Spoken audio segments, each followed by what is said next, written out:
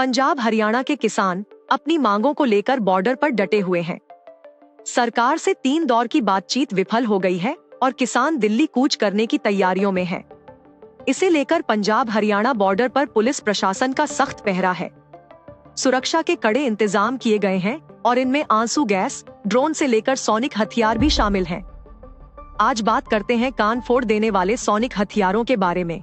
किसानों को रोकने के लिए दिल्ली पुलिस ने सॉनिक वेपन्स भी तैनात किए हैं। इन्हें लॉन्ग रेंज अकूस्टिक डिवाइसेस या भीड़ को नियंत्रित करने वाली साउंड कैनन्स भी कहा जाता है। ये उपकरण यूनिडायरेक्शनल, नॉन लीथल ध्वनि हथियारों के तौर पर काम करते हैं। साउंड कैनन को आप ऐसी तोप समझ सकते हैं जिनमें से बारूद का गोला नहीं, बल्कि बहुत तेज आवाज वाले गोले दागे जाते हैं जो प्रदर्शनकारियों के कानों को बुरी तरह प्रभावित कर सकते हैं। LRAD को 2000 के दशक की शुरुआत में अमेरिकी सेना ने बनाया था और ये प्लेबैक डिवाइस के लिए माइक्रोफोन के तौर पर काम करता है। ये भीड़ पर काबू पाने के लिए बहुत कारगर उपाय भी है और घातक हथियार भी। राजधानी में विरोध प्रदर्शनों और धरनों से निपटने के लिए दिल्ली पुलिस को 2013 में लॉन्ग रेंज अकूस्टिक डिवाइसेस मिले थे। रिपोर्ट्स की माने तो 5 डिवाइसेस का ऑर्डर दिया गया था और हर डिवाइस की कीमत 30 लाख रुपए से ज्यादा थी।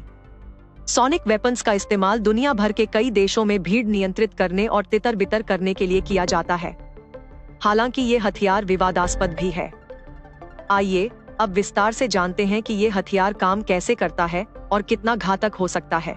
सॉनिक वेपन्स या LRADs पोर्टेबल होते हैं। इन्हें कहीं भी ले जाया जा सकता है, जबकि फिक्स्ड डिवाइस ज्यादा शक्तिशाली होते हैं। इन्हें वाहन, जहाज और हेलीकॉप्टर पर भी फिक्स किया जा सकता है। ये सॉनिक वेपन कम्युनिकेशंस या संचार के लिए तैनात किए गए किसी भी सामान्य अकूस्टिक हेलिंग डिवाइस से अलग होते हैं। ये सभी दिशाओं में साउंड ट्रांसमिट करने के बजाय एक खास टारगेट पर साउंड बीम भेजते हैं। साउंड का इस्तेमाल साइकोलॉजिकल मैनिपुलेशन के लिए भी किया जाता है। वियतनाम युद्ध के दौरान अमेरिकी सेना ने दुश्मन का मनोबल गिराने के लिए मनोवैज्ञानिक युद्ध के तौर पर डरावनी आवाजों का इस्तेमाल किया। इतना ही नहीं, कश्मीर के विवादित क्षेत्र में भारतीय सेना ने भी ऐसा ही किया था। 1989 में अमेरिकी सेना ने एक प्रयोग किया जिसे संगीत यातना या म्यूजिक टॉर्चर के रूप में जाना जाता है। पनामा के military leader general Manuel Noriega छिपे हुए थे। उन्हें बाहर लाने के लिए अमेरिकी सेना ने हमवीज पर लगे लाउडस्पीकरों का इस्तेमाल करके U2, गन्स रोजेस और वालन हालन के संगीत का विस्फोट किया और आखिरकार वो अपने मिशन में सफल हुए। इस सिस्टम को बनाने वाली कंपनी जिनासिस का कहना है कि LRAD सिस्टम का इस्तेमाल 500 अमेरिकी शहरों और दुनिया भर के 100 देशों में किया जा रहा है। एक LRAD kit piezo electric transducers का इस्तेमाल करती है। पीजो इलेक्ट्रिक मटेरियल प्रेशर को इलेक्ट्रिकल सिग्नल्स में बदल देता है, लेकिन विपरीत पथ में बिजली पीजो इलेक्ट्रिक मटेरियल के आकार को तेजी से बदल देती है। उनके एम्पलीट्यूड को मिलाकर ये तेजी से तरंगें उत्पन्न करता है, जिससे ऐसी ध्वनि निकलती है जो लगभग असहनीय होती है।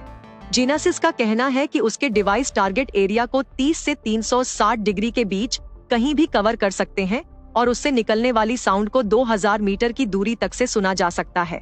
2014 में मैनहट्टन के ब्लैक लाइव्स मैटर विरोध प्रदर्शन में न्यूयॉर्क पुलिस ने LRAD का इस्तेमाल किया था, लेकिन इस पर उन लोगों ने मुकदमा दायर किया जो इससे होने वाले दुष्प्रभावों को झेल रहे थे।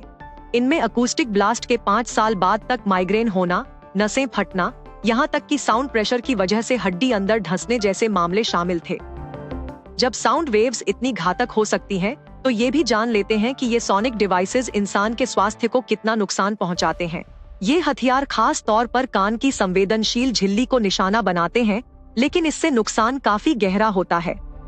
सॉनिक हथियारों से होने वाले शारीरिक और मनोवैज्ञानिक जोखिम को समझने के लिए पर्याप्त शोध तो नहीं है, लेकिन इसे झेलने वाले और इससे पीड़ित मरीजों का कहना है कि ये उपकरण बेहद खतरनाक हैं।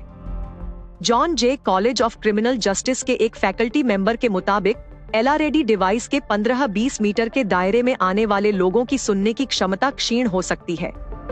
फिजिशियंस फॉर ह्यूमन राइट्स की एक रिपोर्ट में कहा गया है, 1990 से 2015 के बीच सुनने की क्षमता में कमी, लंबे समय तक कान में दर्द या घंटी बजने के मामले सामने आए हैं। द कॉन्वर्सेशन में प्रोफेसर इयन मैकलॉगलिन लिखते हैं कि इससे पेट में मुक्का मारने जैसा अनुभव होता है, जिससे उल्टी से लेकर दस्त तक हो सकते हैं। स्वास्थ्य के हिसाब से सबसे बड़ी चिंता ये है कि LRAD और इस तरह के हथियारों की लगातार और अंधाधुंध तैनाती से सुनने की शक्ति में कमी जैसी समस्याएं स्थायी बीमारियों में बदल सकती हैं। इसके अलावा इतना नुकसान करने वाला खतरनाक उपकरण केवल ट्रेंड हाथों में ही दिया जाना चाहिए।